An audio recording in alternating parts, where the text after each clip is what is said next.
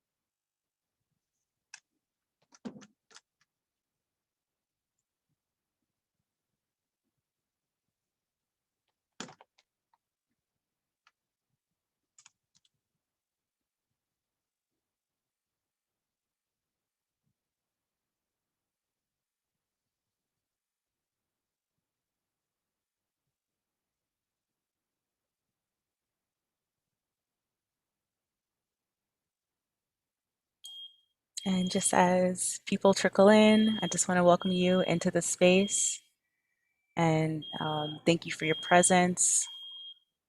We have a really amazing panel set up today to talk about mutual aid, what that looks like in our communities, what it has looked like in the past, so that we can look forward to what it will look like in the future. So grateful to have you all here to be sharing your questions, your thoughts, your stories, along with those of our panelists. I certainly want to encourage folks. I know a lot of times when I'm present at panels, I'm like, do I take notes? Do I not take notes? Hey, we want to be coming away from this with some actions. So if you want to start jotting things down, doodling, getting a master plan together, to bring to the elders, to bring here with us to the youth, please feel free to do that. We welcome questions in the chat. I'll be elevating those throughout the panel discussion, bringing them up to you, Danielle, and to the rest of the panelists. So please feel free to use the chat function if you like. But it's 7:06. I'm sure more folks will join us as they are. But until then, I want to pass things over to our esteemed moderator, Danielle, who is an amazing author and just a master at life. We're so honored to have you here. Thank you. Well, thank you for that lovely introduction, Erin. Yeah, I'm Danielle Dorsey. I'm the LA editor at Thrillist. Not an author yet, but I appreciate you speaking that into being for me, Erin. And so as we get started, I will introduce our amazing panelists, just so we all have an idea of who is going to be participating in this conversation with me. And also, as we all know from our year plus on Zoom, we're all living our lives. So if you hear my puppy in the background, we're all going to just move forward. So first up, and if each panelist can, maybe raise your hand or just let us know who you are as I say your name. I'll start with Ben Caldwell, Afrofuturist, multimedia artist. His work led him to Leimert Park, which is the epicenter of the African American art scene in LA. And he has created the independent studio that became the Chaos Network, which is a community arts organization that provides training on digital arts, media arts, and multimedia. It remains the only organization of its kind in South Central LA that offers courses in video production, animation, website development, video teleconferencing, internet exploration, and the associated project Blowed is a weekly open mic workshop that gave birth to rappers and rap groups such as Medusa, Bus Driver, Freestyle Fellowship, and Jurassic 5. So, wow. And so much more. We will get into all of Ben Caldwell's amazing contributions to the community during our conversation. So thank you for being here, Ben. And next up, we have Kyeyoung Park. Kyeyoung Park is a professor of anthropology and Asian American studies at UCLA. She is the author of the book LA Rising, Korean Relations with Blacks and Latinos After Civil Unrest. And her first book, The Korean American Dream, Immigrants and Small Business in New York City, by Cornell University Press, is the winner of the Association for Asian American Studies Book Award. And besides these two monographs, she has co-written, co-edited 3 more books. Her current research projects are about the Korean immigrant communities in Argentina, Brazil, Paraguay, and the second generation Korean American transnationalism. So thank you so much, Kyeyoung Park, for being here. We really appreciate it. Can't wait to talk more about everything you have going on. And moving on, next we have Kathleen Kim. She is a immigrant rights and human trafficking expert and legal advocate. Her scholarship examines the 13th Amendment and its relationship to immigration, workplace rights, and civil rights through the intersectional lens of race and gender. Her articles have appeared in UCLA Law Review, Iowa Law Review, and University of Chicago Law Forum, among others. She is co-author of Human Trafficking Law and Policy, the leading casebook on human trafficking in the country. Professor Kim is also faculty advisor to the Loyola Immigrant Justice Clinic, where she helped to co-found with her students. So thank you so much, Kathleen Kim. Can't wait to get more into your background as well. And 2 more panelists. We have Godfrey Santos Plata is a queer Filipino immigrant and renter whose North Star is racial justice and whose tools of choice are political education and building people power. He unapologetically works toward a world in which Black lives matter.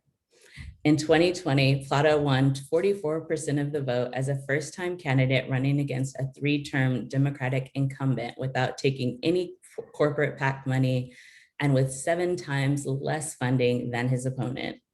He became a member of the LA County Democratic Party's Central Committee in 2020 and is now a delegate on CADEM's State Central Committee. Outside of his full-time job and political work, he organizes with community members in multiple LA-based organizing groups and is currently working on issues of Sheriff's Department's accountability alongside Black Lives Matter. So thank you so much, Godfrey, for joining us. And our final panelist, Sarah Ferguson, has worked with various organizations such as Frontline Doulas, the Los Angeles Department of Public Health, and Breastfeed LA to create participant-focused training workshops for African-American doulas and to create a resource guide of minority birthing practitioners. So everyone in underrepresented communities in LA, Contra Costa, Sacramento, Alameda, and San Bernardino counties will have access to midwives and labor support professionals. With the motto, all bodies, all outcomes, all reasons, Sarah took their mission further by creating an abortion support certification for student doulas who desired to deepen their work to include knowing how to handle sensitive family situations. So thank you, Sarah, for being here. And thank you so much to everyone who is joining us. We are just gonna get rolling. So this being a conversation about mutual aid and about renewal, I thought that we could start it off just with whoever wants to share a little bit about what you have personally witnessed in your communities in terms of community aid, and especially informal forms of community aid. I think so often now, we think GoFundMe and social media campaigns. So really curious, like some of these earlier forms that you might have seen between your community members, and maybe some ideas for how we can bring those into the present and the future. So anyone want to start us off? Sarah? I'll take a crack at it. Hey, y'all. Hey, everyone. Hey. Sarah Ferguson, she, they pronouns. Pleasure to be here with all of y'all. I'm a birth worker and student midwife. And so, like, mutual aid is kind of my life. And so I think for me, something that I want to say about mutual aid is we've made it complicated, right? Like, mutual aid is what you do with your friends on the phone. It's like, hey, how are you doing? What do you need? I think we've unfortunately, as most ideals, they get co-opted, they get blown up, and they get decontextualized. Mutual aid is about addressing mutual community needs in the right now with the things that we have. And unfortunately, because we have been so exposed to charity, really understand that we can mitigate most of our problems by just reaching over to our neighbors. But because we have this this community basis now that's no longer like, people don't talk to their neighbors anymore, right? And so like we have created these systems where people call the police instead of like, you do know that's Miss So-and-so downstairs. She's just making noise, right? And so because we don't have community anymore, people have these convoluted ideals about mutual aid, but everybody has engaged in mutual aid, knows how to engage in mutual aid, and understands what mutual aid is. We've just made it this really big thing that it has never historically been. Humans know how to take care of other humans if given the space and opportunity. Yeah, one of the things that I think that we did that's unique here is we took on the banner of we are our brothers and sisters keepers. And that's just the general overlying. From that point on, you can build everything, because if you think of the persons that's out in the tent as your brother or sister or your aunt or your uncle or someone who's a part of you, you have more empathy and understanding. And so that's kind of what I think is kind of the general motto of this neighborhood that I really like, and it's the reason I stay here. I totally agree with Sarah and Ben that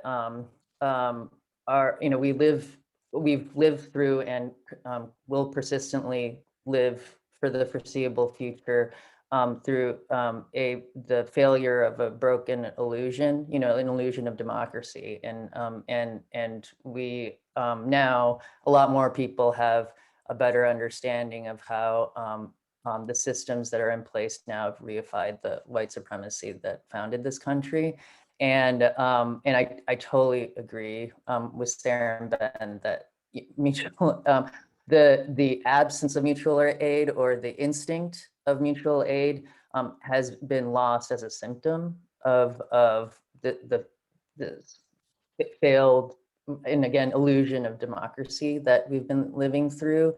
But all of our lived experiences, we couldn't be where we are without mutual aid. When my parents immigrated in 1966, is the first year after the last of the Exclusion Acts was repealed, is the height of the Civil Rights Movement. And they thought like, we made it. Yes, this is exactly why we came to this country. And if they didn't have, I grew up in Detroit, they moved to Detroit. They didn't have their Black neighbors, white neighbors helping them. They wouldn't have been able to raise their children. They wouldn't have been able to, you know, work the long hours, 12-hour days, et cetera. And so anyway, so I totally agree, Sarah, and it should be instinctual mutual aid. I'll jump in.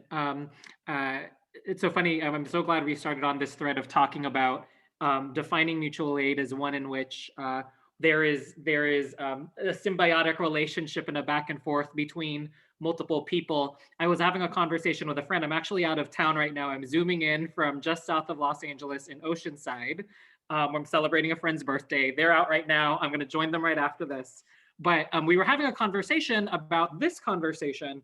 And we were talking about relationships themselves as a form of mutual aid. Like we're in a pandemic still right now, and especially in isolation, just literally the checking in on each other, or the knowledge that someone is a phone call away or next door or something like that, like relationship is mutual aid. And I think something that has also been really hard in the pandemic is, I was having a conversation with my friend. She does like massage therapy types of things, and touch is a form of mutual aid in multiple ways. Sarah's talking about the bodies, all bodies, for example. And so I think even the basis for this conversation, saying that mutual aid is defined based on what we do in relationships, I think the relationship itself is something we should consider to be aid.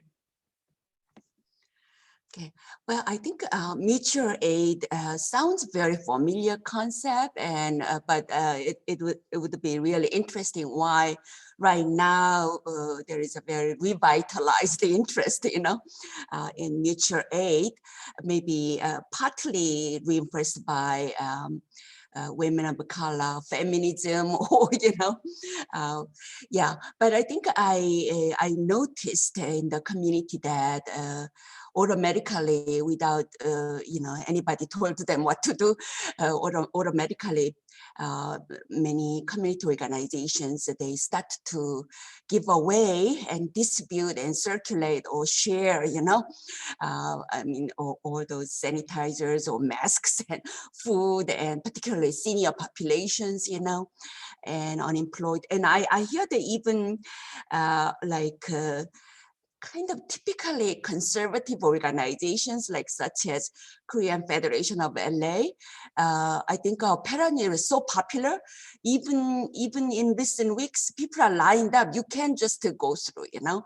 I mean, because they are getting help how to apply whatever state forms, you know. I mean, all those things. So, I mean, they make themselves to be very useful. I would say that, yeah. But I think at the same time, I was really wondering, you know, and yet there are range of mutual aid. I think, for instance, other very progressive organizations such as Kyeyoung, Koreatown Immigrant Workers Alliances, they are demanding moratorium on rent, you know, organizing really renters. So I was thinking about, you know, definitely there should be a distinction between mutual aid and charity. And I've seen Korean American community organizations, they are reaching out maybe to even Mexico and also Navajo nations, you know, in the US, but I didn't see yet really crossing the racial border, you know. So I mean, but I've seen, you know, definitely they reached out to indigenous people and even Mexico, but I think I wanted to see more of it. So I think, yeah, I am interested in really documenting, I would say that, yeah, as a social scientist, really, what kind of activities. And it's really wonderful because nobody told, you know, people what to do. Yeah, so I wanted to examine what has been the even limitations and what has been the very creative way, you know. Yeah, so I think that's how Love all of that. Especially just love the idea of mutual aid as an instinct that we can tap back into, and that is actually like our natural mode of being, and not something that we necessarily have to struggle to, but something that we can return to.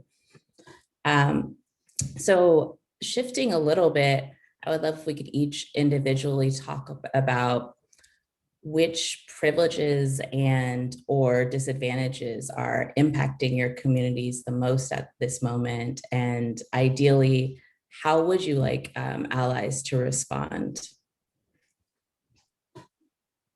So, who wants to jump in first? I don't mind jumping in, but feel free to cut me off if I go on, because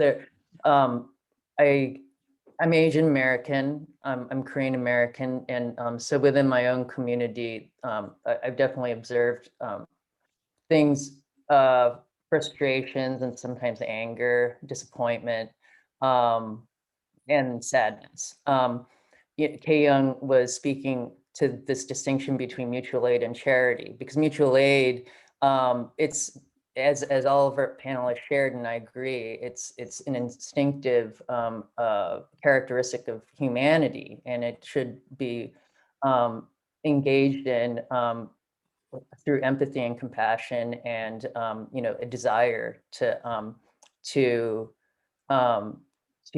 bond. And Godfrey said relational, but charity is really the opposite. It's paternalistic, and what has surfaced, in our society, and and this is just sort of permeates racial capitalism and also philanthropy and nonprofit structures, is Eurocentric, charitable structures that that underfund, keep essential services underfunded, and therefore those essential services going to the most subordinated groups. It keeps them subordinated, so in my own community, I mean, we all have lots of different communities. So I'm just going to speak as like an Asian American person with privilege. I have a lot of privilege, and that, I've been tenured for a long time, and I'm associate dean for equity and inclusion at the law school, and I've desired to utilize that privilege to in a manner that I think is with integrity, or with some a deep value of social progress. And that's not political. I think that is just like being a human being. Like, we have to believe in progress. We have to acknowledge that we have a failed democracy, et cetera. So to me, that's like so second nature, and especially for any person of color. If you didn't join Black Lives Matter, for any person of color, there's something wrong. There's something wrong with that person. It's just something so unrelatable. And so I used to sit on the board of a big Asian American civil rights organization, and I was one of a bunch of board members, I guess, and I really felt like the only one with a conscience. And they're all people of color, and they're mostly Asian Americans, privileged Asian Americans, and they're either they drank the Kool-Aid into whiteness, or they were evil. I mean, they're just like living in, like they just did not care really about social justice, even though the organization that they were giving charity to and that they believed they were supporting had a mission of social justice that was in conflict with the actual conduct of these other board members. So anyway, and I won't get into the weeds of that, but it's just an example of painful reality that I have my own naivete. That so folks in my own community, or whatever I represent, I'm Asian American woman, I represent as such, and folks in my own community act the opposite of the way I would hope that they would act, and it has lots of collateral consequences. I want to yeah, I believe in mutual aid because of its solidarity generating potential, you know, and when it's turned into charity, it's completely a power dynamic about, you know, domination, subordination. Sorry I went on so long. Thank you. That's it. Okay, maybe I go next. Is it okay? Yeah, I think as Kathleen actually already did some groundwork here. I would say that Asian Americans are said to be mother minorities, right? But we all know that there has been a great intra-racial gap, you know, even socioeconomically speaking, but basically their educational attainment level and other social economic indicators. But at the same time, Asian Americans are seen as very politically impotent, you know, because not a voting population, you know. So even compared with African Americans or Latinos, I think Asian Americans, including Korean Americans, have been politically, socially, culturally has been kind of outsider, I would say that. So I think that has been, I think, disadvantage, I would say that, you know, socioeconomically, maybe in some senses, but, you know, that's also much to do with the US government's, their immigration policy and also economic policy or other matters. So I think if we want to talk about advantage and disadvantage, I would say that yes, Asian Americans, yeah, socioeconomically, they seems to do well, although not all of them, but politically, socially, and culturally, not at all, you know. That's how they appear to be, and I think that's how they remained kind of invisible and as if they don't exist, you know. I mean, you see, yeah. So yeah, I think I'll leave it there.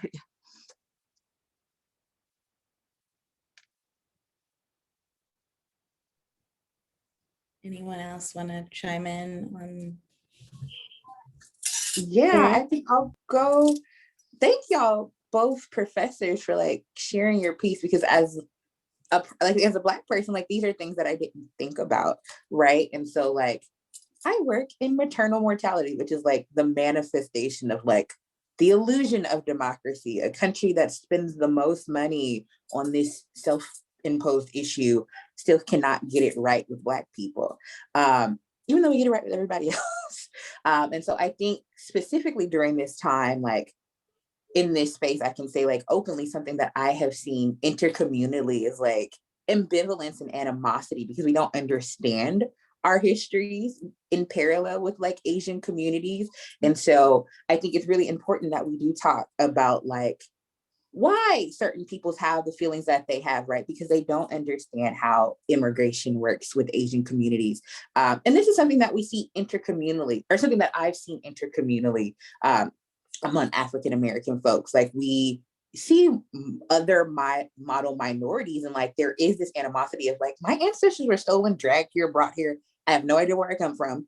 And I'm here, right? And like, I'm still not doing well, right? Because like disparity wise, Black people are always at the top. We're always at that squiggly line that messes up everything. It's us, right? For most things. And so what I have seen is a lot of folks be like, I don't want to engage. Nobody shows up for us. And I'm like, let's back up. Let's talk about how we historically got here, right? Because it's not Asian folks who showed up for us. Let's be very, very clear. That this is something new, right? And so because the American educational system is trash, there's no place where you can like get this information that is very vital to our survival, because we do live together in like very close proximity, and we have historically always lived together. And so there's no reason for us to have this animosity or even ambivalence, right? Because we're mammals. Literally, relationships is what makes us mammals, in the way that we communicate with other people. And so like, unfortunately, living in this false democracy creates a lot of like false hostilities, which of course, which keeps the mechanism going. But like, it's important that we do this work of like, hey, this is how we all got here, because we don't have that space. And that is what makes getting to mutual aid so hard, because everybody's angry and upset and feels abandoned. because the government has abandoned us and we don't know how to work with each other anymore. But we can fix it. I'm thinking about, I have like a series of really like not fully formed, half-baked thoughts right now in my head that are going between like the academic and the less academic to draw the lines that Sarah's sort of like pulling out here. The word space is coming up for me a lot in my head, because when I think about this idea of having privileges or disadvantages, but trying to keep in mind that we're trying to resist charity as a framework as well. Like sharing space or redistributing space or giving up space is like where my mind wants to go. Like that particular idea. So that's sort of like one thought. Like my mind is thinking about space. As I think about Sarah, and Sarah is like calling upon us to think about historically what got us to this moment of not being able to like connect the dots between communities, which is the basis of mutual aid. We're saying that mutual aid is rooted in having relationship with each other. If we are not sharing space, then that is hard to get to. Mutual aid as a place and battling this charity framework is really hard when we are not sharing space. And so in my head, as I was thinking about sharing space right now, in the day, in the day and age that we're in, a lot of that is like about the airtime you take up on like Instagram or in a room when people only have 2 hours to talk, like who gets that space or whatnot. But I really think, hearing from Sarah, I'm thinking a lot about like physical space, like land use, redlining, who like stolen land, etc. And I'm wondering, it feels like when I remind myself that the space that we are in has been bounded by people who are not people of color, primarily who are white, it almost feels like mutual aid is a place that we have to get to, right? Like mutual aid has been like a tool for survival that some of us have had to lean on, many of us have had to lean on, and it's still an aspiration across communities of color because we have not gotten to the point yet where we have undone how the space has separated us physically from each other as well. So that's very like here in my head, but I feel like we really have to grapple with space if we're gonna get to the place where we are really leveraging mutual aid toward liberation, really. Because right now, I think the mutual aid conversation we're in is very much one about survival. And I'm interested in how do we both survive and liberate ourselves from the structures that have led us to be dependent on mutual aid. Yeah, quite. Yeah, one of the things that that grabs me in this is that I'm a little more mature, and so I've had a stint in Asia where I was able to see the Korean community within the Vietnam community, within the Japanese community, and the Filipino community, and the Okinawan communities. So I was able to see that broad spread, and not only that, but Cambodians and Taiwanese in that whole area. And I really, really found that part of the real problem that happened was conversation. Because one, the Black Americans didn't treat Koreans correctly, warriors in Korea, and as warriors, they kind of sided with the white folks that were there as opposed to really being themselves, except for some of us, like me and a lot of other people, really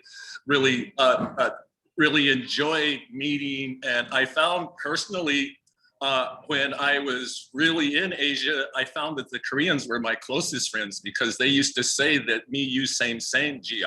You know, we're treated like this throughout Asia, like you guys are treated in America. And so I've always remembered that. And that was then I found out that in fact, that was the way they were treated in Japan, you know, so it was those types of things. And so when I saw the confrontation between the cultures here, I went right straight to the Korean gas station owners and the people that own it. They were generally rocks. And people don't know that the rocks are just like, they're like seals, you know, they don't play. And so it was like meeting a brother who didn't play, meeting a seal that didn't play was what was happening, you know. And I got along with them because I knew they were military men and we could just talk and we had fun and communicate. But our regular community people didn't know it. So that was the conversational thing that was happening, because it was attitude meeting attitude kind of thing. And so what happens in that, it's only explosive, just like it is with it's just not a good mixture with two attitudes, and both people not speaking the same language, and also not understanding how they got here. Because one of the things that most Black Americans don't know about EB-5s, because we're not connected to our country. You know, every other country has the banks that help them come into America and really set up businesses so they can start. Whereas we here in the United States, as Black Americans, we don't have that privilege, because we've been, you know, we were dragged here, you know, and put in work camps. And so, and it's been a 400-year work camp. So a lot of us haven't been able to really interconnect with our home in a real serious way. So what I did when we started getting funds and money, we also made sure that we dealt with it like a family instead of culturally separating ourselves. Because when I started at UCLA, they called us all ethnographic filmmakers, right? At UCLA, ethnographic was Bob Nakamura, was Sylvia, was Aziz, who did Muhammad, the Messenger of God. All of us was considered the others, right? And so all of us collectively worked together, and we wrote grants together, we did projects together, we kicked butts together, you know, as a collective, you know. And so that's the thing that I learned, is that if you really don't, the divide and conquer modality is the most genius thing that this European has ever put together, because we really do fight amongst each other, you know, too much, and it makes it where we don't really focus. That was what we were able to do with our film group at UCLA. We worked all together, and we were able to just say, okay, you will keep the equipment from us, so we'll work together and figure out how to collectively get things. So for instance, when I was at Arizona State, we were able to write a $10,000 grant to do, as they were letting us do Black studies. And so our Latino brothers jammed us and said, man, we're the majority, we should have more money. And we're like, let's not fight, let's write a grant for you. You know, and so we wrote a grant for them because we had the tools, and we were able to get it through. And then we added the Native American culture. So we got 30 grand out of the school. And so that's the kind of perspective to me that we should take. So, and then the same thing happened when I got $1.5 million from at UCLA. I made sure that, I mean, not at UCLA, at Cal Arts when I was teaching there, we did it where we started a CAP program, and every person, we were able to endow all the 4 directions. We had Asian community with where we split up the money, gave them equipment. I got equipment for my place. Cal Arts got equipment. Instead of it all going to Cal Arts, we split it up amongst all the various cultures, and they were able to do what we're doing now, teleconferencing, interconnecting with each other. 15 years ago, we were working out these kinds of things with each other because of us being collectively working with each other and doing the 4-direction methodology of really saying we're all from the same family and we have forgotten, you know, and that's what the fight's about. We're really all the same family, and we're just fighting each other. Just like I always say that in Africa, I try to say, I don't work with the children of Abraham because they fight too much, and the other guys are the politicians. So those 4 guys I don't work with. I try to do culture. And I work with people, culture, and I only want to be a bracelet for the communities that we work with, you know, art piece. I don't want to be political or tell them what to do or all those things. I just want to have a nice, clean life with them so can help them live whatever way they're living to make that stronger. So that's been the methodology that I've been using with our place. And I guess I'll shut up. No, we love SNAP. I mean, that was amazing. Thank you everyone for just sharing a little bit. And I would love to kind of dig into that a little more and talk about how can we share the positions of privilege that we do have with our neighbors, and how can we distribute the abundance that we create among our communities through our actions and create more equitable infrastructures that will help us reclaim power outside of government institutions. So yeah, kind of how do we bring this into action?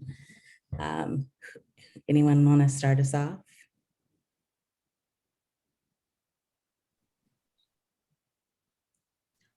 I feel like I'm taking up hella space, but something I would like to say. Please take up space. I think we should admit that we're afraid, right? Like, I think something that stuck out to me about what Ben said was like, when we first got the money, the first people that came to you and said, hey, why do you have this? We deserve more, right? And I think for me, that really just said like, hey, I'm afraid that if you have more than I do, what I have seen historically with people who have more is colonization. And I'm afraid I'm going to be colonized too, right? That's really hard for us to admit, like walking up to people that we don't have any relationship that live 5 feet away from us, right? Like that's a hard prospect. But I think that's step one, is just admitting, like being honest about our baggage and our fears, and like, this is hard labor. I feel like I'm always going after Sarah now, but I felt inspired. Thank you. And yeah, thanks to everyone for all of your great comments. And Ben Caldwell, I loved hearing that history, and it made me think, it made me wonder if you were at UCLA with Ben Sakaguchi, also the painter who has written about people of color, you know, the students of color getting together and creating resources for themselves because they weren't getting them as compared to the white students. And it was really it's hugely informative, influential, impactful in his own life and going forward. And but as a follow-up to what Sarah was saying, so you know, I took on our inaugural Associate Dean for Equity and Inclusion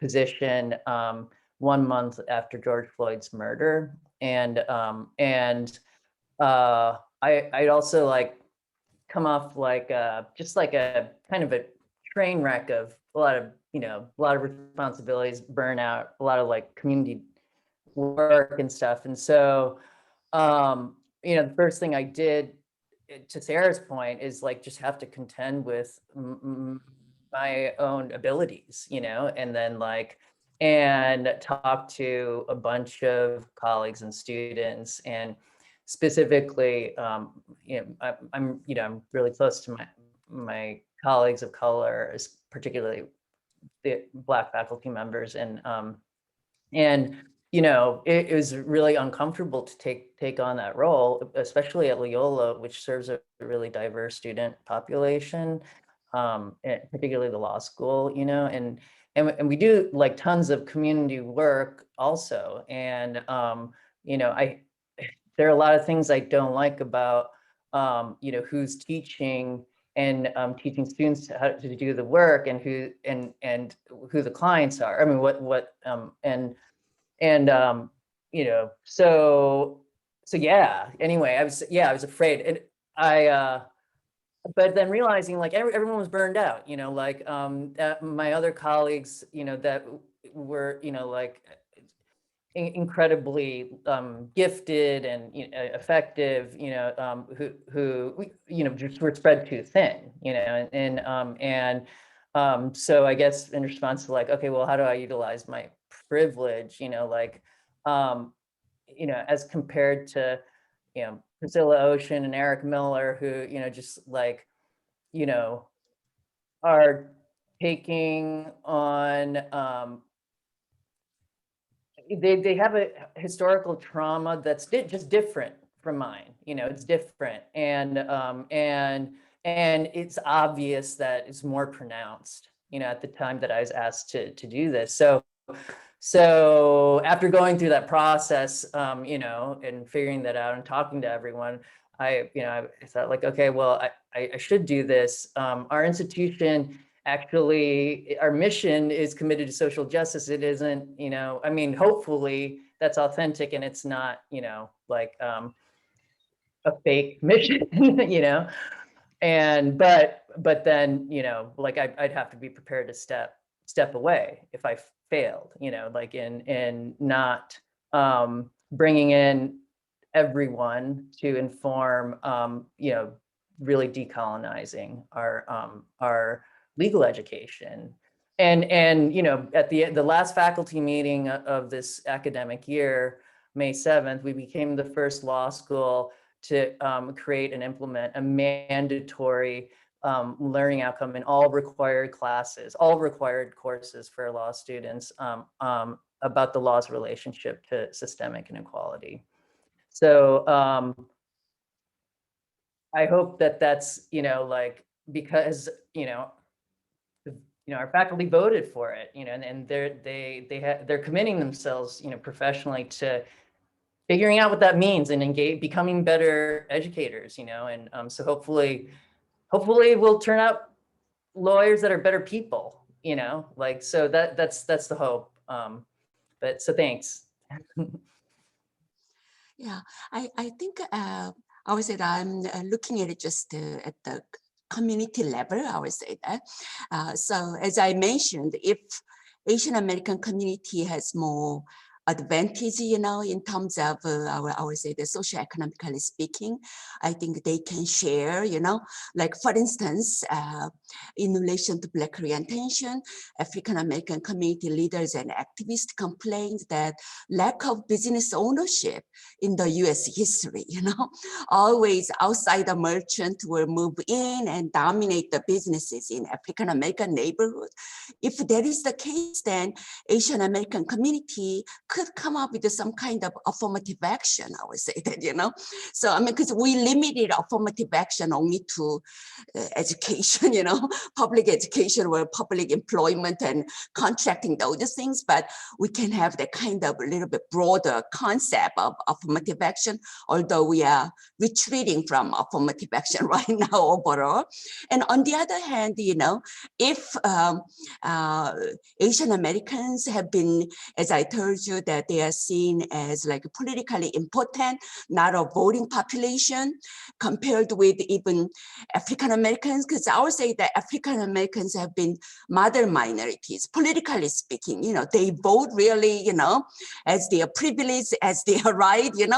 I think something that Asian American community can learn from the African American community, really, how to, because if they don't like the idea that remaining as politically, socially, culturally outsider, I think they can learn the strategies from African American communities. So, and also like looking at like a public sector, African Americans are well represented, but not Asian Americans, So I think there is a lot that Asian American community can learn and benefit from the African American community, because you all developed know-how, how to really not just build this society, but also even how to protest, you see, so everything. So that's how I really look at it.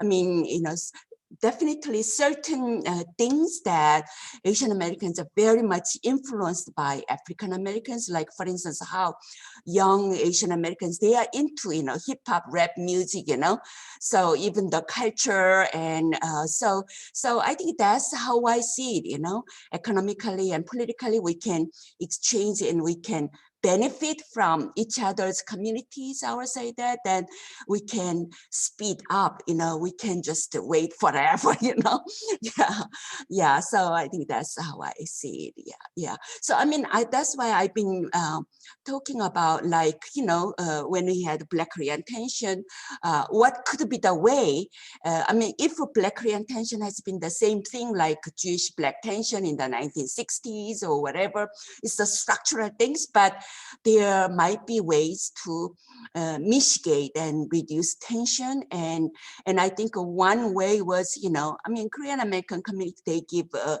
scholarship to the student, and now they are expanding. Actually, it's not limited to Korean American students, but what about if they offer, 1,000, 10,000 scholarship, you see? So I think there is a way that in that way, Korean Americans, Asian Americans, they are not gonna seen as an outsider, and then also, they have much to learn from the African American community, I would say that, yeah, so. Yeah. In listening to you speak, one of the things that I'm thinking that would really be an interesting handshake is like with banks from Korea to help an investment. Instead of us having to go to the Anglos and getting these bad loans, it would be good to be able to get some kindly known loans from the Korean community in a way that could help us evolve and grow in this hostile place, and so that's one thing that I was thinking. Also, I think it would be fun if we could figure out a way to handshake between the Lamert community and the Korean community, because we're right here next to each other.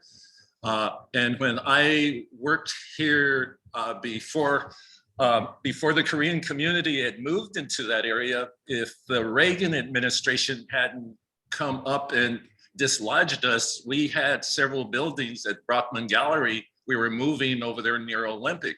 So it's a kind of a natural relationship that we have there, and that 10 freeway should not be the border. I think there, as a matter of fact, I was thinking as we go into the future, the things that we have that are quite unique is we are real good entertainers, and we have those. You guys have a lot of comfort things, like the massage parlors, the gathering rooms after games, and there's a lot of things that I thought that would really be hip if we could do dual packaging with each other when they have these soccer games and football games and things like that, that we could offer up a lot of the entertainment, and then then have massages and saunas and the clubs and the things that you guys have, that we could handshake and make that a full package as a part of tourism, I had actually pitched that as an idea because I thought that it would be a good thing as a way to kind of cross, us meet each other. Because I'll tell you, when I was in Asia, that was the thing I enjoyed the most, was how immersed the culture is in water. They really work well with water and steam and all of those things, and naturalness of all of that. I was a 19-year-old when I was there, and it just woke me up, And so and that kind of meditative a way to live is also important for us to pick up because of our psychosocial trauma of being aggressive as we have, So I think that kind of relaxing, we need to learn that. We need to learn the steam baths to get relaxed. We need to learn how to get massages, because a lot of Black people don't like their bodies touched, like that, And so I think there's a lot of need there because they're hurting so much that they really want that touch, but they don't know what to do with it, And so I think that those are the kinds of things that would really be cool if we could do that between both cultures, because I really love what Asia, the continents that they have as a culture, and because of the animism and the Buddhism and the understanding of it's correlating with nature, it emanates out of the people. you know, and I think that that's the thing that I like the most about a relationship between the two of us. I think it would be healthy for us too. If I could just chime in, because Ben, I learned more about Korean culture from you than I ever have, because I grew up and I love it. It's compelling and lovely, and what you've described. I grew up in Detroit, where you learn to DJ before you learn to like use chopsticks, I guess. And it's funny because I'm pre-pandemic is very active musician, and my visits to Lemur Park were revolved around music and playing with folks, and so yeah, I was just thinking of like other avenues for building, how we as individuals or our communities built multicultural bonds and real kinship, kinship across cultures with other people of color. I think that's like the real thing. Sort of like white people are all around us, and we all have to code switch to a certain extent, and can do that, but for me, the bonds that matter are the ones with other folks of color, so anyway, thank you. Yeah, one of the things that I did was a project where we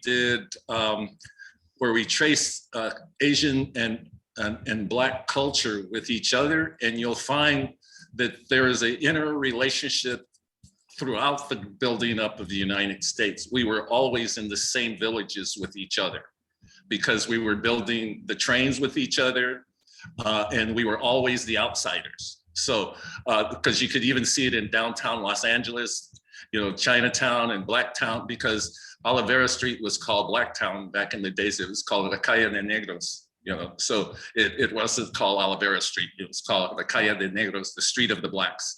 And so that whole way of us interconnecting with each other, and even when they bombed and attacked everybody, they bombed and attacked you guys, and they did the same thing to us.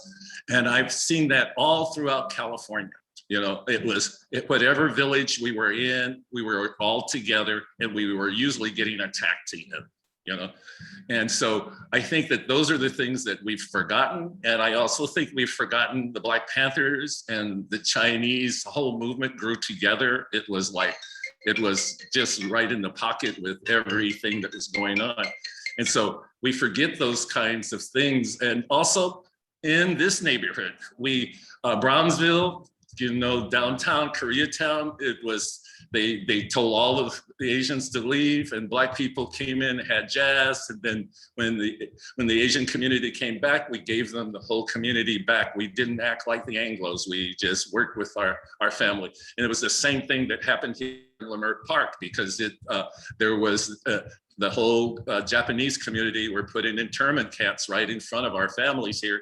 And then they came and protected the homes because the white people didn't want to live in Japanese homes. And so Black people kind of came in, and then when the Japanese came back, they gave them their homes back. So that's the kind of relationship and bonds that we have that I think have gotten forgotten, but they're very real. By whatever this new Nisei, the different levels that they talk about the families, but the newest kids moved out to the valley just like our kids did. They left the neighborhood, And so I think that that's what I'm seeing that's coming back. We're getting a reawakening. And I hate to see this tension between China and Africa, because I think it's built up by the United States. I've been to Africa. I like the Chinese there better than the US. I think they're nicer people than the US as soldiers and people doing things, and they're not as racist, And so I think there is a way that we could work with each other if we really work it out, and African Americans go there to help and not just look on the wayside and talk about it. Come there, roll up your sleeves and really help, because you'll find that they will rather work with you than the Chinese. I'd like to offer, I guess, some just responses to the conversation with regard to this question that have been coming up for me as we've been having this conversation. I'm thinking a lot about like the differences between the interpersonal strategies we can take on and what it will actually take to undo like systemic divisions or the systems that are creating division between our communities. It's so interesting to, Ben lifted up two really strong images for me. Ben started using the term handshake, which I really appreciated because it really paints for me this really vivid picture of what could happen with relationship, with mutual aid, like the fact that you can physically touch each other. Again, going back to touch with my first response. But then he also talked about the he talked about the I-10 dividing Leimert Park and Koreatown. And I was remembering as he was talking that when the I-10 was built, it literally demolished and split up. In particular communities, Black communities from each other in particular and built over them. And as I was thinking about those two very strong images of a handshake and the I-10, it occurred to me that even this question that we started out with, the question was, how can we share positions of privilege with our neighbors, really situates us in a really individual kind of place where like it's like, what can I do, which is real, and I think that's a real question that we're grappling with, like what can I do given my knowledge of privilege, and if I have relationship with my neighbor and I know that my neighbor wants something that for whatever reason I have further access to, how do we build a relationship in which we are sharing that privilege is a good question. And it is still, it still feels to me really I think we have to be able to supplement that with a larger systemic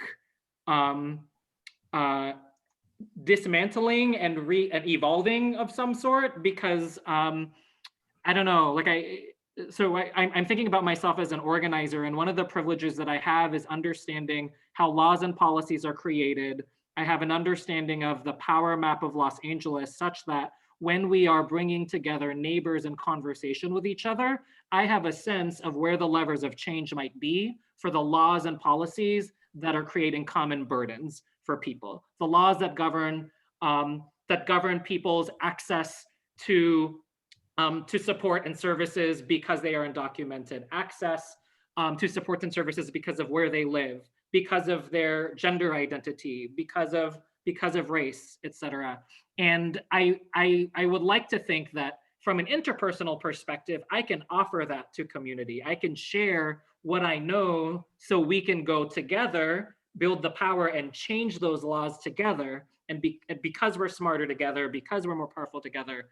And it's still so incremental to do that just from the place of just like what an individual can do. I don't know, that's where I'm like struggling with this. The other reason why I'm thinking about that a lot is as we think about places of solidarity with each other where this handshake can happen, it might be about supporting each other financially or with businesses, et cetera.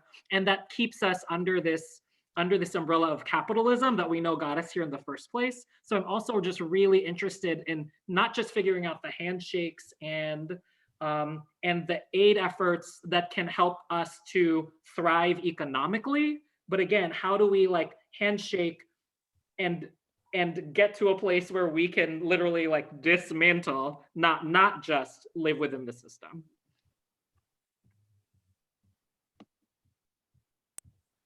Yeah, those are those are the questions that we, yeah. I feel like I just want to take a moment to like really sit with everything that everyone has said over the last hour. So much wisdom and just like insight, and just like to really let it sink in, because wow, really appreciate everyone sharing. And we are just a few minutes over 8 p.m. So to wrap this up, just want to ask all of you, what is, if, you know, we obviously have shared a lot in this last hour, but what is one idea that you would like for those who are listening and following along with this conversation to leave with?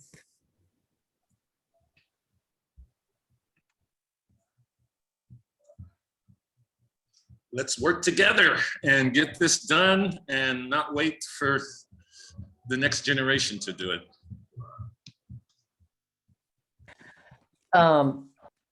I totally agree with that. To Godfrey's earlier point, yes, I mean, we have to work on in our individual. There's individual work, but we have to keep our minds also towards systemic change. How do we create collective action to change systems? And also to Kyeyoung's earlier point about how much other communities of color learn from Black leaders. I mean, that's where we learn how to find our own voice, how to state our own narratives, and then also mobilize. Yeah, that's what I think or share. I mean, what I agree with everyone. Thank you. I think probably, oh, Sarah wanted. Okay. I think honestly, probably we spend a lot of time, but not on something probably we should have covered today. So I would say that what is the really status of Asian Black relations, and it isn't good right now, I mean, probably that's why we are here together. We are meeting here today, and I think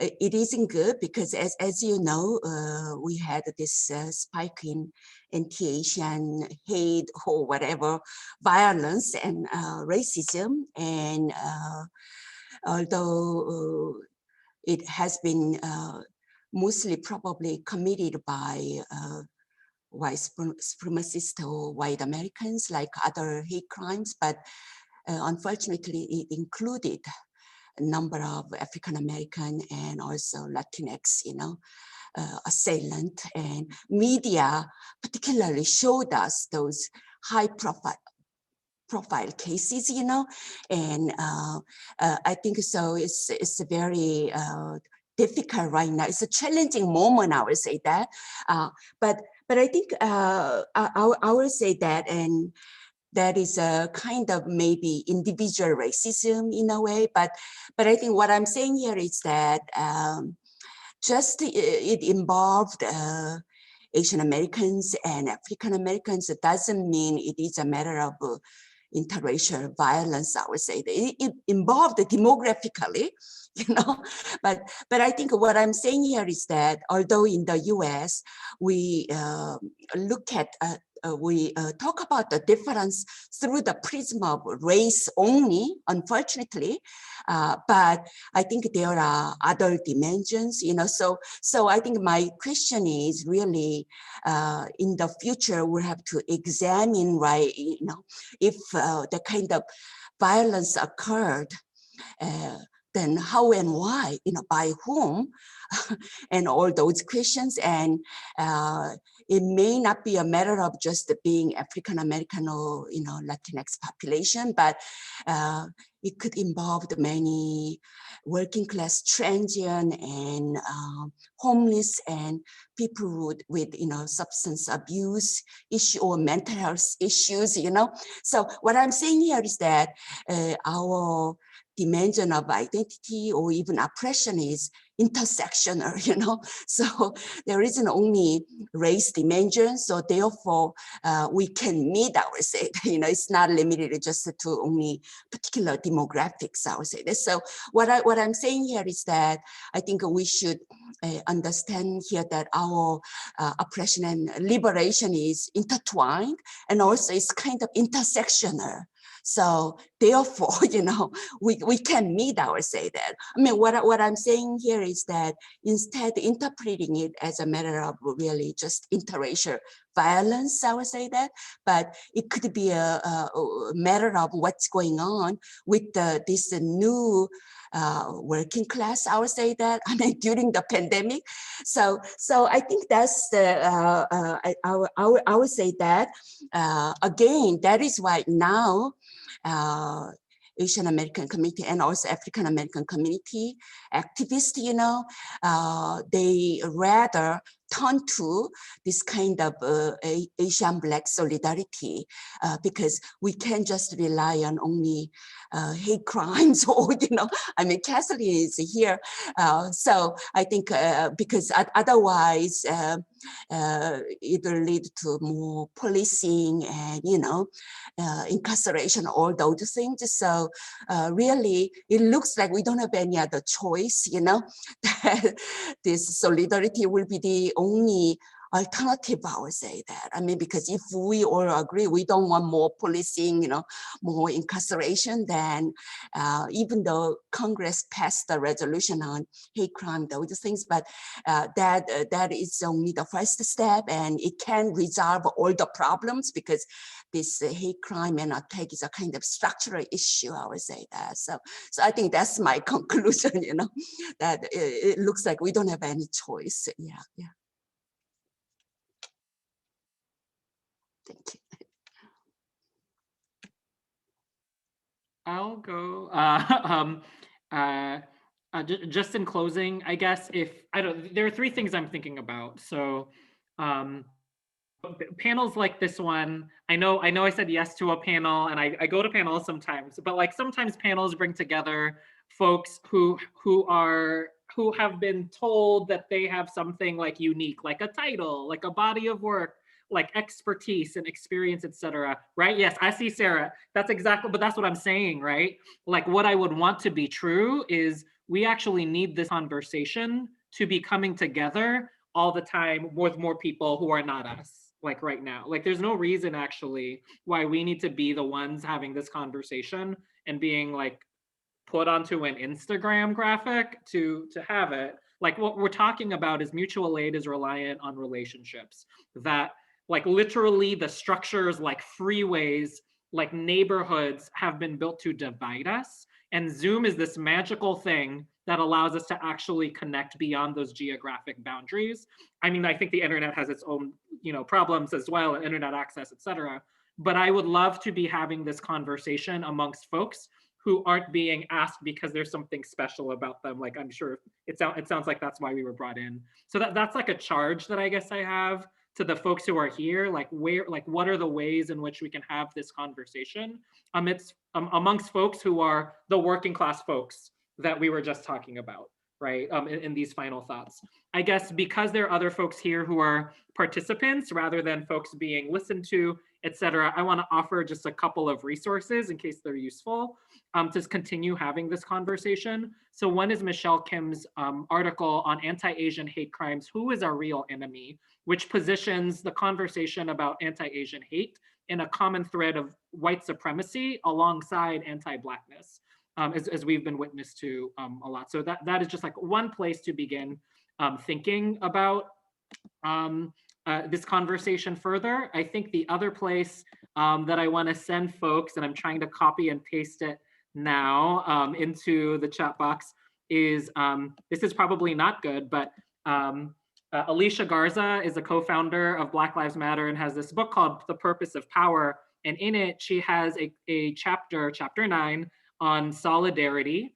And in particular, she talks about multiracial organizing and the challenges she has had in multiracial organizing. And again, I'm talking about this because relationships are the foundation for mutual aid. And I think there's so much, there are so many examples of mutual aid that are within communities, within an individual community of color or within a particular ethnic community. And I think what we're talking about today, or trying to talk about, is what happens when we envision mutual aid across communities of color, in particular across Black and Asian communities. And I wonder how much more needs to be written about that or done about that.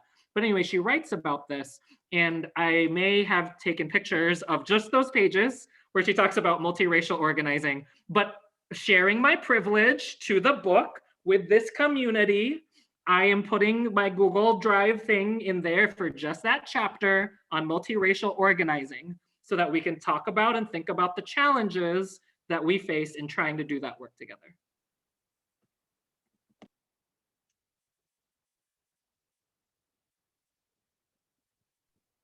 Thank you so much. Amazing resources that you're sharing. Did anyone else have any ideas they wanted to I'm share? just gonna do, Oh yeah, feel free. I can do like my last three things. I think like bullet point one, mutual aid is naturally occurring. You're human. You know how to do it. Materialism is hard. Everybody has said that. I don't need to reiterate that. Like capitalism is something that we live in. It's not going to tumble tonight unless like Bitcoin does something stupid. So we're in this for a while. We didn't get here overnight. It's going to take several generations to like undo this mess. But it's okay. We'll get it done. The grandkids will get it done. Not in my lifetime. I think also like not in my lifetime is like something that we have to be okay with because you know this is a big ships are really hard to turn around like we literally saw in 2020 like a ship gets stuck in the Suez Canal. It's not metaphorical, it's literal. And I also think like the last bullet point is like if you are an organizer, you need to understand that like Black femmes taught you how to organize, right? Especially if you're an American organizer. That's our body of work that has been our contribution to the canon. And so if you are a community organizer, like you are obligated to Black people in a very particular way because this modality of solidarity that you've come to was not done for free. Like a lot of Black femmes knocked their head, done a lot of work and like lost a lot. And so please do not abandon us after you've like figured out like the formulaic way that like we get things done, because like that is a large source of the animosity in our communities, is that people will come get things and they'll just leave and we're left without support. So that is important.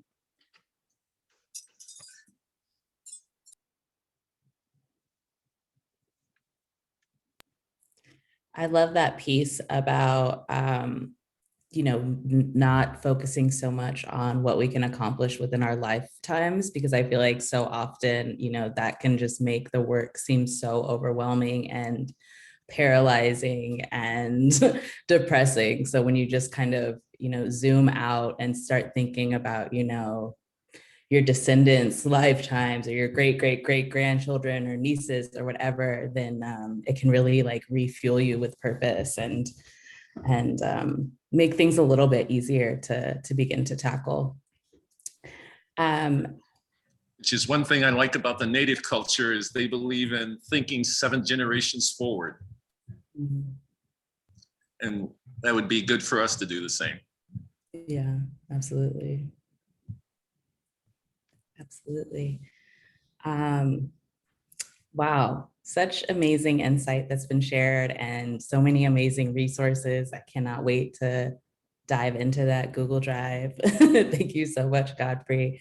We still have a few more minutes left, so I would love if anyone who's watching, who has a question that they would like to ask any of the panelists or open up to the entire panel, feel free to, I suppose, you could enter your question in the chat or raise your hand. Or even if the panelists, you know, we have a couple more minutes. So if anyone has something else that they want to share, something that we didn't get to, feel free to just to let us know. Yeah. So, Roy and Larry. Hi guys, very insightful stuff tonight. Thank you for being here. Thanks for hosting, Aaron. My question comes, I was kind of blindsided just on a blog. I didn't realize that there was so much animosity towards the anti-Asian legislation that had just passed. People, you know, on the Black side of the conversation were saying, you know, Kamala Harris is picking her other side before we got ours and we put her there. And my question to you guys is, have you guys run into any of that? That's such a good question. And I personally haven't run into it, but, you know, I mean, we're in a pandemic and also like I'm in a pretty protected space because like my peers and colleagues we're all pretty like-minded and stuff. And but I, you know, as a law professor and someone who's like written policy and stuff, like I and also who like my focus is actually the 13th Amendment and legislation that's been enacted pursuant to the 13th Amendment, what the 13th Amendment does and doesn't do, its limitations, and then also what it does. And while I haven't turned, a deeper focus into the resolution that was just passed, I myself disapproved of creating lawmaking for symbolism is not systemic change, and just creating a laundry list of more laws. Thank God they weren't. Thank God the resolution did not comprise criminal laws, because then the legislation absolutely, literally would be increasing incarceration and our punitive criminal system without addressing systemic structural power issues. So thank God it wasn't that, but even for, laws for symbolism purposes, and I think you've just raised a really good point, because it's just going to serve to divide communities that haven't been really given the resources or ability to build bonds with each other. Like, where are the resources for building the kinds of cross-cultural dialogue that Godfrey was talking about? Like, not for us, but for other folks, like in the communities, on the ground. Where are the resources for that? And I wish that there would be more government action for those purposes. I think very radical, progressive and radical Asian American and also LGBTQ people, they actually criticized, that resolution. But I think, as I mentioned before, that this is not gonna resolve all the problems, and it may be the only first step. I would say that, because in some states still it's not illegal to commit hate crime, certain state, you see. And then also at House, actually more than 60 Republicans, they voted against, and their reason is they think that it's just too much, whatever, restricting their freedom. So, so I think really, yeah, so this is, I see it as the first step. And I think as Godfrey mentioned and Kathleen mentioned, that, as I mentioned, why, many assailants turned out to be the people with a lot of problems that we kind of failed, mental health issues and substance use and drug use and homeless and transient, So I think it's really a huge problem, but maybe one step, once I would say that, yeah.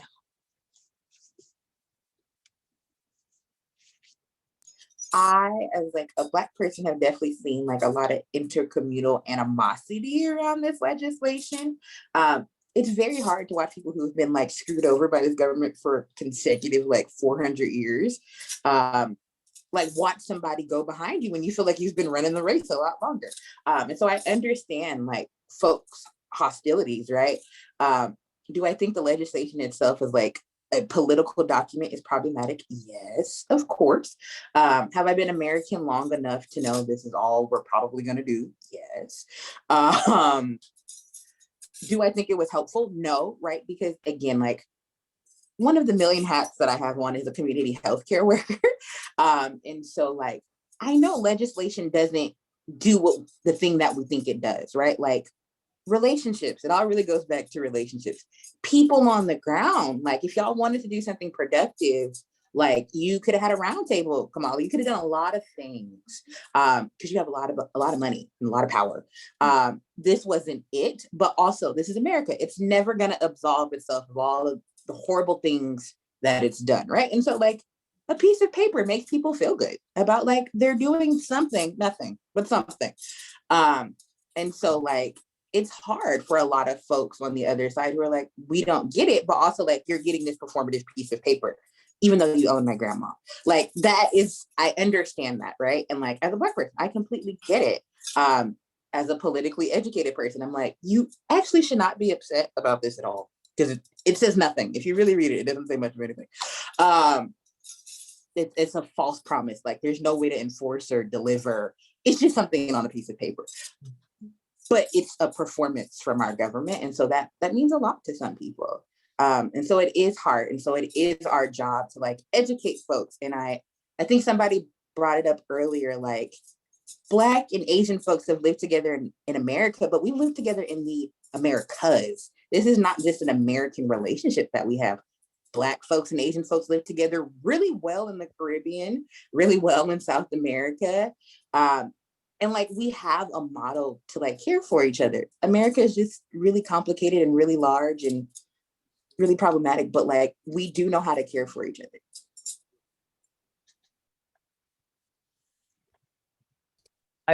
Sorry, I see Erin with her hand up. I just wanted to add a really quick thing that it's interesting because when in the first 100 days of Obama taking office, he signed the Matthew Shepard hate crimes bill into law, and that was enacted pursuant to legislation, and all it does include animus driven violence, based on one's sexual identity, gender expression, LGBTQ plus status as a category of hate crime. And and so, when Sarah's talking about like the politics of it is or it's suspicious, or not suspicious. It's like, it's just a performative gesture. I just wanted to add that example. Thanks.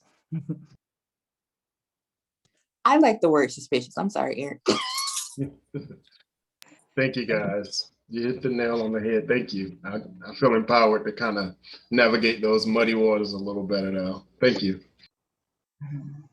Yeah, thank you for that question, Larry. I guess I'm kind of rethinking my question now, because we've really like done a really good job of trying to center this in like a lot of I statements and in a lot of our own experiences from our own communities. But if we could just dip our baby toenail into an imagining of what mutual aid might also look like, including other POCs. So we're here, we're healing ourselves, we're healing our relationships. But just throughout this weekend in real life, Jung and I were like, do we invite our Latinx homies? Like, do we invite, our Native homies? We had a Native elder to open up, a First Nation elder to open up this weekend. But I'm curious about folks' thoughts, and especially from you, Kyeyoung, just because of your book, you didn't just say Black and Asian relations, you also included Latinos. So I would just love to hear your input on, kind of what that might look like, or even what it's been. Thank you. Yeah, I think, as you know, more of Latinos actually were arrested for participating in the 1992 Los Angeles civil unrest, although it was framed as Black Korean tension or white Black tension. But I think this is why, and also. Based on my interviews among Latinos, and Latino participants, they would say they have nothing to do with Rodney King beating or even Black orientation, I mean, why they participated in the 1992 Los Angeles civil unrest, they would say that because, as you know, there was already animosity, right? Because of Sunja, the Korean grocer, and African-American teenager, Latasha Harlins shooting, and then also Rodney King beating by the white police officers, right? But then why Latinos participated, and when you talk to them, they will say they have nothing to do with Latasha Harlins or Rodney King. And what's interesting here is that how to explain Latino businesses were looted by Latinos, I mean, so this is why it's not only a matter of racism, I mean, and Latino participants, they do talk about they wanted to stand up against racism and classism, because they will say that they are the people who have been beat up and at the bottom of the social hierarchy in the US, you know? So they wanted to stand up against really racism and classism, you know? So I think this is why, I mean, you know, people always try to interpret 1992 Los Angeles civil unrest as a matter of Black orientation, or if not really white over Black conflict, all these things. But I think, you know, that just speaks to only a really segment, I would say that. And I think Latinos, you know, now they are the predominant majority in South LA and even in LA. And they had their own stories, you know, they couldn't stand any longer, you know, against racism and classism. They thought that they were the people who were really, you know, most had to put up with most racism and classism in recent decade, you know. But I think, Erin, I will relate here that as I wrote it in my book, we had Black Korean tension. We can't deny it, you know, but there is no actually Latino Korean Latino tension, you know, and the reason is because many Latinos were actually a majority workforce hired by working for Korean immigrant business owners, you know. But I think the important matter is that, like Kyeyoung, Koreatown Immigrant Workers Alliances, they organized, they advocated on behalf of Latino workers, sometimes often against Korean immigrant business owners. You see, so Latino and Korean workers. And so even after the unrest, there have been many cases that both Korean Americans and Latinos, they form coalition building over, you know, labor issues and over immigrant rights issues, you know, like Latino hotel workers, supermarket workers, garment factory workers, you know, you name it. So I think that's why Latino-Korean relations didn't develop into that explicitly tension, I would say that. But we didn't have it as far as Black Korean tension goes. We didn't have, you know, because Black Korean relation was a little bit one-dimensional, but Latino-Korean relation has been very multifaceted. You know, Koreans and Latinos met each other as, you know, school classmates and as employer-employee and neighbors, you know, as friends. So yeah, so there is a kind of different dynamics, I would say that. But I think, you know, like Korean Americans and Latinos, but also Latinos and African Americans, they also form coalitions because, you know, they had to organize mostly security officers who are mostly African Americans. And, you know, labor, the leadership is held by mostly Latinos. So I think we are gradually moving on, you know, not directly, but I think you see pockets of really cross-racial organizing. And I would say that has been the only way, I would say that, you know, to keep politics in LA to the left.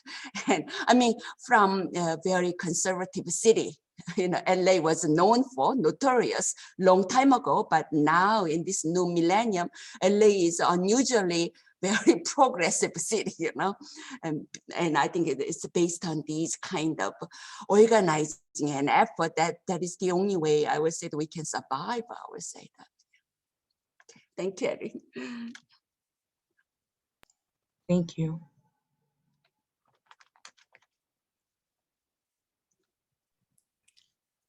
So we're just a few minutes over 8:30. So I think we're gonna wrap up, but I just want to say again, thank you to the panelists for just like such a moving conversation and providing so many insights and like leaving us with actions that we can really take forward into our communities to really tap into this instinct of mutual aid. Just feeling really full from this conversation. So thank you again. And thank you too to Aaron and Jung for organizing such a lovely weekend, all of these events, and really like, you know, being so emblematic of, you know, what we're trying to manifest and create as we move forward. So thank you. It's been such a pleasure participating. So I will pass the mic back over to Erin. I don't know if you have any final words or. Just a big thank you. Thank you so much, Danielle, for moderating. You are so good at this, and we appreciate you just being in partnership with us. We've worked together before, and I'm just so happy to have this opportunity to be working with you again. And just to everyone, I can tell that everyone put a lot of thought into their responses so that we have something to take away. And it really means the world to us. We are recording this and we'll be studying it. Absolutely. So that we can really do what we can. And tap into our capacities and do what we can to move this needle forward in our lifetime and for the next. Jung, do you have anything? I just want to say that I'm so grateful for everybody who showed up today, for the people who came as participants, and as well as our panelists. And this discussion is so illuminating and helpful, and made me think of things that I had not thought of before, which was really the true goal, I think, here. And I think it's going to actually be really powerful for us to take these ideas as we move forward and plan for our next Solidarity and Communion event. So thank you so much for that. We really appreciate it. Thank you. Thank you. Thank you. Are you going to close out? Yeah. All right. Have a good night, everyone. Thanks, everybody. Thank you so much for sharing your time with us. Yeah. Thank you. Okay, bye. Kyeyoung, thank you. Thank you. Thank you, Ben. Thank you, everyone. Thank you, Ben. Thank you, Godfrey. Thank you, Kyeyoung. Thank you, Kathleen. Thank you, Sarah. Everybody. Thank you so much. We appreciate you guys so much. Thank you. Bye.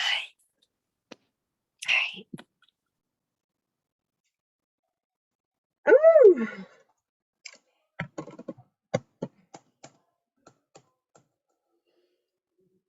I'm so sleepy. How are you?